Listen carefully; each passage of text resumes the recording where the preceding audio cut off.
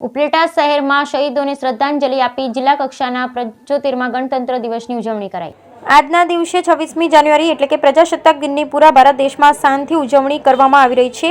ત્યારે રાજકોટ જિલ્લા ઉપલેટા ખાતે જિલ્લા કક્ષાની ઉજવણીના ભાગરૂપે શહેરની તાલુકા શાળા ગ્રાઉન્ડમાં ગુજરાત કેબિનેટ મંત્રી રાઘવજીભાઈ પટેલના હસ્તે ધ્વજવંદન કરી ગણતંત્ર દિવસની ઉજવણી કરવામાં આવી, જેમાં અલગ અલગ સ્કૂલો દ્વારા દેશભક્તિ કાર્યક્રમ, સાંસ્કૃતિક કાર્યક્રમ, સ્વચ્છ ભારત અભિયાન, વ્યસન મુક્તિ તેમજ પર્યાવરણ, આધુનિક ખેતી, વૃક્ષારોપણ જેવા કાર્યક્રમ યોજાયા। તમામ સરકારી કચેરીઓની સારી પ્રવૃત્તિઓને ધ્યાને લઈ સરકારી કર્મચારીઓને સન્માનપત્ર અને શિલ્ડ આપી સન્માનિત કરવામાં આવ્યા, જેમાં કેબિનેટ મંત્રી રાઘવજીભાઈ પટેલ, જિલ્લા પોલીસ વડા, જિલ્લા collector, deputy collector, DYSP, PPI Jadeja, Upleta મામલતદાર સહિતના અધિકારીઓ હાજર રહ્યા। કાર્યક્રમ બાદ ભારત દેશ માટે જે વીર સપૂતોએ શહીદી વહોરી લીધી હતી તેવા દેશના તમામ શહીદોને શ્રદ્ધાંજલિ આપવામાં આવી। બ્યુરો રિપોર્ટ વિપુલ ધામેચા, ઉપલેટા।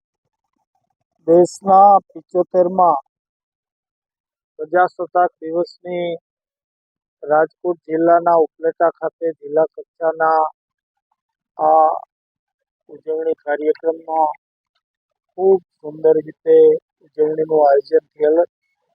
આજે ધ્વજવંદન પછી વિદ્યાર્થીઓએ જુદી જુદી પ્રવૃત્તિઓ દ્વારા, સરકારી ખાતાના વિવિધ સ્ટોલો દ્વારા, સાંસ્કૃતિક પ્રવૃત્તિઓ દ્વારા, અનેકવિધ પ્રવૃત્તિઓની સાથે સાથે જે સરકારી કર્મચારીઓએ પોતાની કામગીરી સારી રીતે, શ્રેષ્ઠ રીતે બજાવી છે એવાઓને પ્રમાણપત્રો આપવા સહિતની ઘણી બધી કાર્યવાહી આ ઉજવણી દરમિયાન કરવામાં આવી। શું કહેશો, આવનાર લોકસભાની ચૂંટણીની અંદરમાં કઈ રીતના ભારતીય જનતા પાર્ટી? આપ બધા જાણો છો એમ ગુજરાતમાં છેલ્લી 2 ચૂંટણીઓથી આ લોકસભામાં તમામ બેઠકો ભારતીય જનતા પાર્ટીને નરેન્દ્રભાઈ મોદીના નેતૃત્વ હેઠળ મળી રહી છે।